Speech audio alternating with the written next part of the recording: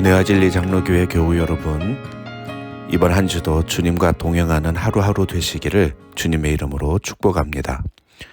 오늘 새벽에 만나 본문은 사무엘상 2장입니다. 그 중에 27절부터 36절을 제가 읽어드리겠습니다. 하나님의 사람이 엘리에게 와서 그에게 이르되 여호와의 말씀에 너희 조상의 집이 애굽에서 바로의 집에 속하였을 때에 내가 그들에게 나타나지 아니하였느냐. 이스라엘 모든 지파 중에서 내가 그를 택하여 내 제사장으로 삼아 그가 내 제단에 올라 분향하며 내 앞에서 에봇을 입게 하지 아니하였느냐. 이스라엘 자손이 드리는 모든 화제를 내가 내 조상의 집에 주지 아니하였느냐. 너희는 어찌하여 내가 내 처소에서 명령한 내 재물과 예물을 밟으며 내 아들들을 나보다 더 중히 여겨 내 백성 이스라엘이 드리는 가장 좋은 것으로 너희들을 살찌게 하느냐. 그러므로 이스라엘의 하나님 나 여호와가 말하노라. 내가 전에 네 집과 내 조상의 집이 내 말에 영원히 행하리라 하였으나 이제 나 여호와가 말하노니 결단코 그렇게 하지 아니하리라. 나를 존중히 여기는 자를 내가 존중히 여기고 나를 멸시하는 자를 내가 경멸하리라. 보라, 내가 내 팔과 네 조상의 집 팔을 끊어 네 집에 노인이 하나도 없게 하는 날이 이를지라.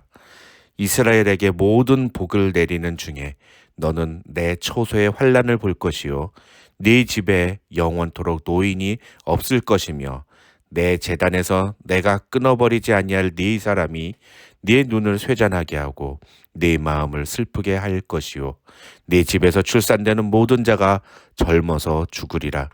내 두 아들 홈니와 비느하스가 한날에 죽으리니 그들이 당할 그 일이 내게 표징이 되리라. 내가 나를 위하여 충실한 제사장을 일으키리니 그 사람은 내 마음 내 뜻대로 행할 것이라. 내가 그를 위하여 견고한 집을 세우리니 그가 나의 기름 부음을 받은 자 앞에서 영구히 행하리라. 그리고 네 집에 남은 사람이 각기 와서 은 한 조각과 떡 한 덩이를 위하여 그에게 엎드려 이르되 청하노니 내게 제사장의 직분 하나를 맡겨 내게 떡 조각을 먹게 하소서 하리라 하셨다 하니라. 사무엘상 2장은 크게 보면 세 가지 내용으로 구성이 되어 있습니다. 먼저 1절부터 11절에는 한나의 기도가 기록되어 있고 다음으로 12절부터 26절에는 엘리의 두 아들 홈니와 비느하스 그리고 어린 사무엘에 대한 이야기가 나옵니다. 그리고 마지막으로 방금 읽은 27절부터 36절에는 하나님의 사람을 통해 전달된 엘리 집안에 대한 저주가 기록되어 있습니다. 그냥 읽으면 이 세 개의 내용이 서로 아무 상관이 없는 내용처럼 보이지만 사실은 의도적으로 배치된 내용입니다.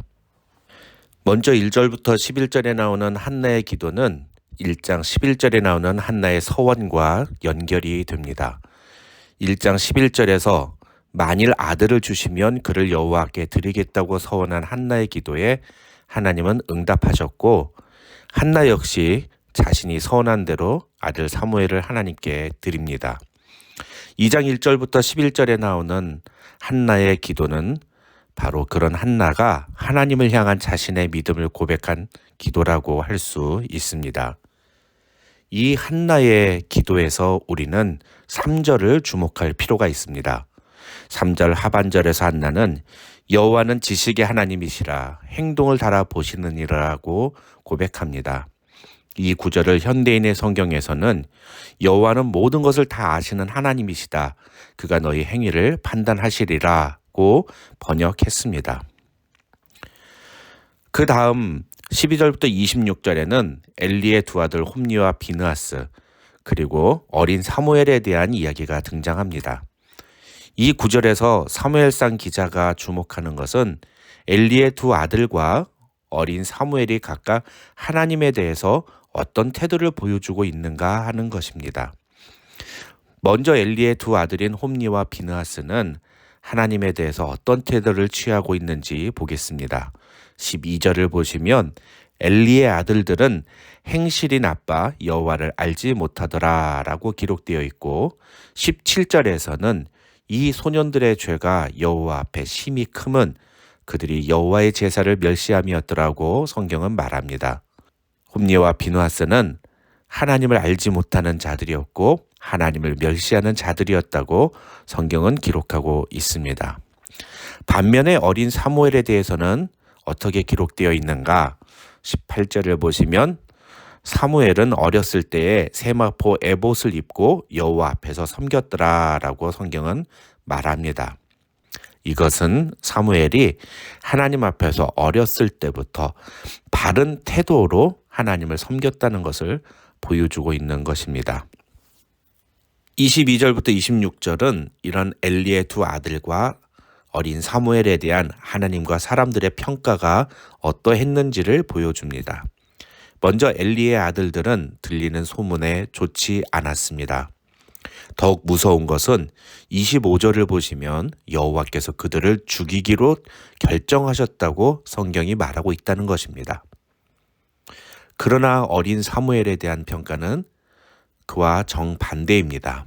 26절을 보시면 성경은 아이 사무엘이 점점 자라매 여호와와 사람들에게 은총을 더욱 받더라고 기록하고 있습니다. 자, 이제 우리가 앞서 살펴봤던 3절의 한나의 기도로 돌아가 보겠습니다. 3절에서 한나는 하나님은 우리의 모든 것을 다 아시고 우리의 행동을 판단하신다고 고백했습니다. 그리고 12절부터 26절에서는 그렇게 하나님이 주목하시고 판단하신 두 종류의 사람들이 등장합니다. 바로 엘리의 두 아들과 사무엘입니다. 한나가 의도적으로 그런 기도를 했다기보다는 사무엘상의 저자가 의도적으로 이렇게 내용을 구성했다고 보는 것이 옳은 관점입니다.